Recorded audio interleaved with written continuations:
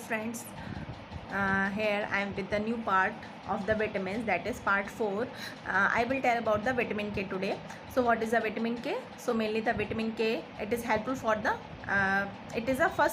firstly it is a fat soluble vitamin, and it is stable in the heat, and also it is synthesized it is helpful for the synthesis of the prothrombin and the clotting factor in our body, and also it helps in the to maintain the prothrombin level. So what is the main functions of the this vitamin K? So it is helpful in the bleeding control, or to maintain the clotting factor, to maintain the prothrombin level, and also to release of the certain coagulation factors.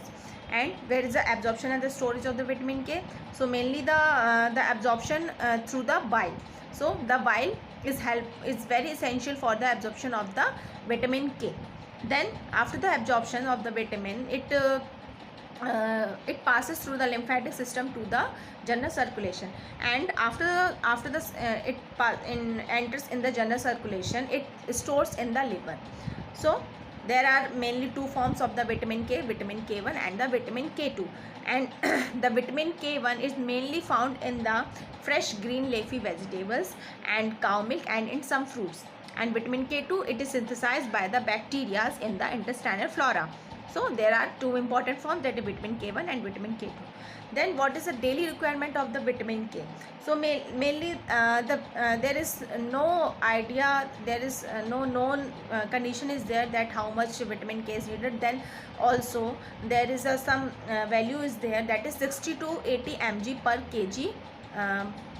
kg per body weight we can give the vitamin K to the person.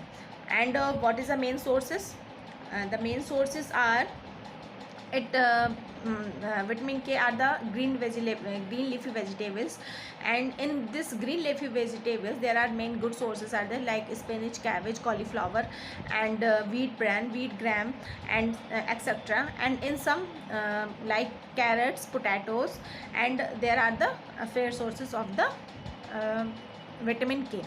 And what is the main deficiency of the vitamin K? So mainly what is the main role of the vitamin K? In the clotting factor or in the prothrombin level, to maintain the prothrombin level. So the deficiency is uncommon in the adults. So in newborn infants, when they are delivered from the mother's pelvis, and then immediately we used to give the vitamin K to prevent from the internal hemorrhage. If we are not administer this vitamin K after the birth, so the newborn having the chance of the internal bleeding or the hemorrhage from the opening or from the orifices. So that's why we are giving the vitamin K injection to the babies. And in adults, if the person is suffering from any disease condition and the doctors prescribe the sulfur drugs and antibiotics to the patient, so just because of taking the antibiotics and the sulfur drug, there is a chance of the internal hemorrhage, because the sulfur drugs and the antibiotics suppress the or interferes in the maintenance of the prothrombin level, or the production of the prothrombin level.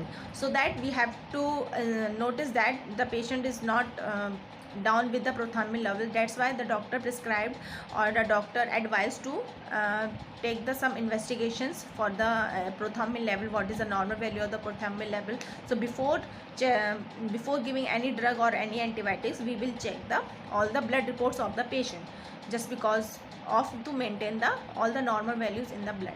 So this is all about the vitamin K. I hope you enjoyed this video, and also you can take some concept of the vitamin K. And in the next part, I will tell about all the parts of the vitamins, and what is the main function of the vitamin E, and there will be a fat soluble vitamins. I have already going with this fat soluble, and in next videos I will tell about the water soluble vitamin. So thank you for the watching my video.